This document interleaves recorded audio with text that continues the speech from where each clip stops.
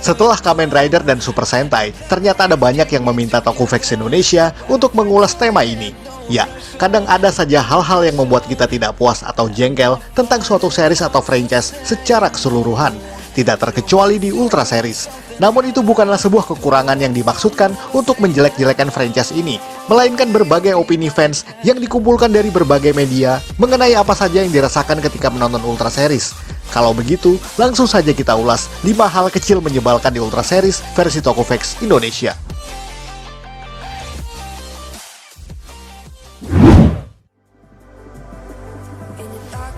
Menghilangkan attack team.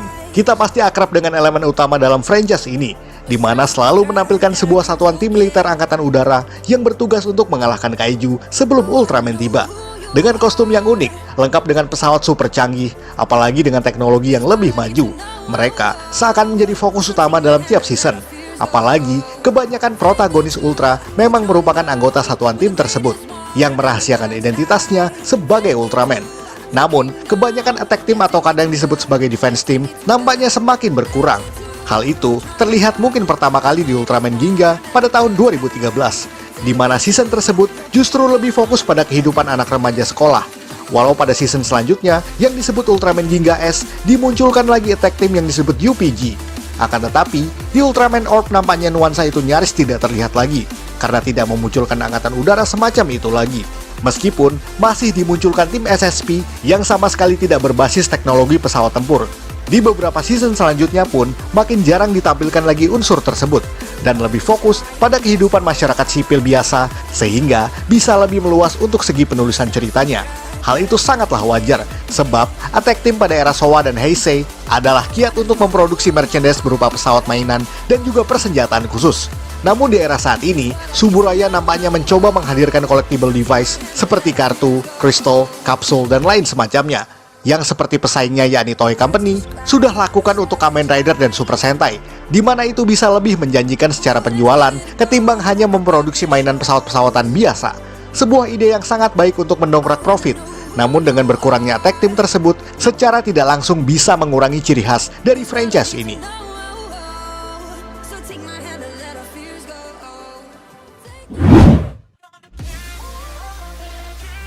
Terlalu sering vakum atau hiatus. Ya, sebagai salah satu franchise TV tokusatsu tertua di dunia, Ultra Series justru yang paling sering absen produksi di beberapa tahun era penayangannya. Seperti antara Ultra Seven dan juga The Return of Ultraman, di mana saat Seven berakhir pada awal tahun 1968, hingga 3 tahun kemudian pada 1971 baru dilanjutkan untuk season sequelnya tersebut. Artinya, Ultra Series hiatus untuk pertama kali selama 3 season.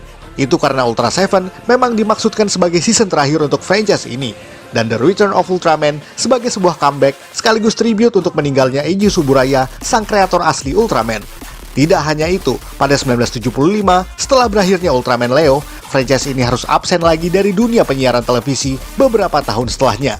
Walaupun pada tahun 1979 ada serial The Ultraman yang berformat anime. Karena pada saat yang sama, Tsuburaya Production memang mengalami defisit keuangan yang mengkhawatirkan dan mencoba peruntungan baru di dunia animasi yang relatif lebih murah secara budget produksi. Hingga pada tahun 1980 dibuatlah serial live action yang berjudul Ultraman 80 dan menjadi season Ultraman Showa terakhir di televisi Jepang. Selama era 80-an pun, Ultra Series tidak memfokuskan pada produksi TV series dan lebih banyak membuat movie live action dan juga animasi. Sama halnya di tahun 90-an, di mana pada era Heisei awal justru disambut dengan Ultraman produksi asing, seperti Ultraman Towards the Future asal Australia dan juga Ultraman The Ultimate Hero yang merupakan produksi Amerika. Hingga kebangkitannya pada 1996 dengan ditandai oleh Ultraman 3 yang digadang-gadang sebagai titik awal kesuksesan Ultra Series sejak bertahun-tahun mati suri. Ya, walaupun sudah jarang terjadi absen produksi di era saat ini, namun sejarah membuktikan bahwa Ultra Series yang sempat bangkrut tersebut menyisakan kesan mendalam akan kerinduan para fans terhadap serialnya.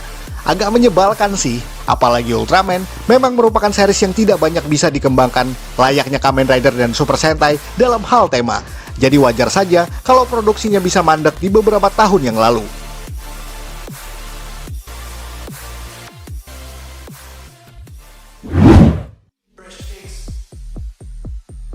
berubah konsep menjadi fokus ke komedi. Ya, mungkin ini tidak 100% benar adanya, apalagi karena komedi yang dihadirkan di Ultra Series belakangan memang sangat lucu dan mudah dinikmati oleh penonton, terutama untuk penonton anak-anak. Sebut saja season Ultraman Orb, Ultraman Jit, Ultraman Rubu, dan lain semacamnya, yang memang sangat ringan dan lekat dengan nuansa komedi yang sangat kental. Namun rasanya beberapa tahun terakhir, formula yang dihadirkan memang begitu-begitu saja, sehingga komedi yang dihasilkan cenderung garing dan mudah ditebak. Apalagi, para fans lebih condong mengenal Ultra Series sebagai science fiction bernuansa horor sejak era awal. Namun seiring waktu berjalan, selalu ada perubahan, dan kenyataannya tetap ada season dark di era modern yang lebih difokuskan pada fans dewasa.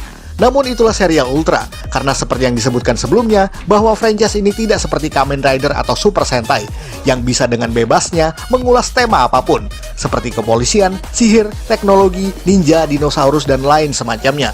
Maka dari itu, Ultra Series lebih condong mengubah nuansanya sebagai penyesuaian terhadap selera pasar.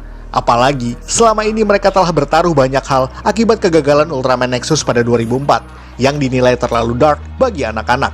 Sehingga, kiat menampilkan nuansa komedi adalah ide yang bagus untuk menarik perhatian penonton muda tersebut.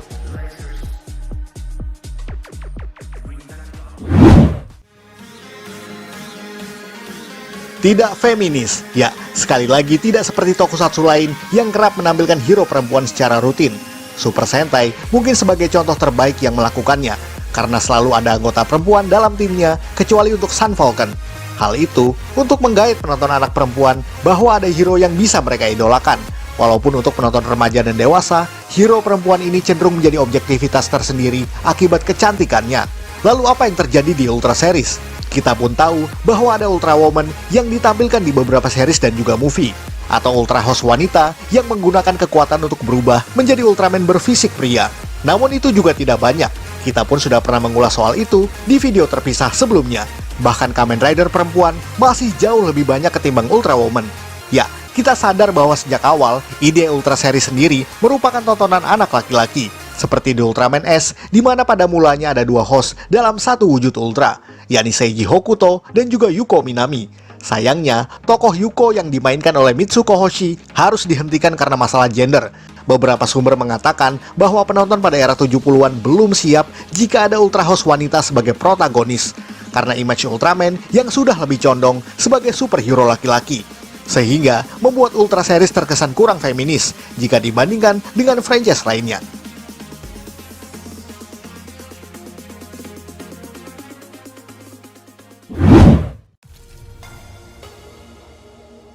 Terlalu sering menggunakan kekuatan dari Ultra pendahulunya. Ya, ini mungkin revolusioner dalam berbagai hal, baik penunjang cerita ataupun penjualan merchandise yang sejatinya sebagai profit utama serial tokusatsu manapun. Dan seperti yang kita sebutkan di awal, bahwa Ultra Series mungkin sudah belajar dari Toei Company dengan Kamen Rider dan Super Sentai-nya, di mana dua franchise tersebut lekat dengan collectible device yang unik-unik. Dan kini, Ultraman bisa punya hal yang sama. Sebagai contoh ada Spark Doll, Cyber Card, Ultra Fusion Card, Ultra Capsule, Rubu Crystal, dan masih banyak yang lainnya. Semua itu merupakan collectible item yang digunakan oleh Ultra Host sebagai kelengkapan berubah dan juga jurus-jurus tertentu. Namun, yang mungkin sekian lama fans keluhkan adalah karena kebanyakan dari item-item yang dimaksud memang lebih fokus pada penggabungan atau hanya sekedar meminjam kekuatan dari Ultra pendahulu mereka. Bukan ide yang buruk sih, mengingat itu adalah kiat nostalgia dan juga pendongkrak rating. Karena kita akhirnya bisa melihat Ultraman lama di masa kecil kita dulu yang kini muncul lagi di seri terbaru. Dan itu adalah pengalaman yang luar biasa. Akan tetapi, yang barangkali dikeluhkan oleh para fans karena konsep meminjam kekuatan pendahulu tersebut sudah terlalu sering. Jadinya, terkesan sangat monoton dan tidak jarang memberikan rasa jenuh di antara penonton. Akan tetapi semua terasa wajar, karena seperti yang sekali lagi kita sebutkan di awal, bahwa Ultraman memang sangat terbatas dalam penyuguhan tema baru dan masih terpaku akan bayang-bayang serial lama, yang memang sudah dianggap sebagai sebuah tradisi paten. Sehingga akan sangat sulit keluar dari jalur mainstream yang mereka sudah bangun sejak awal.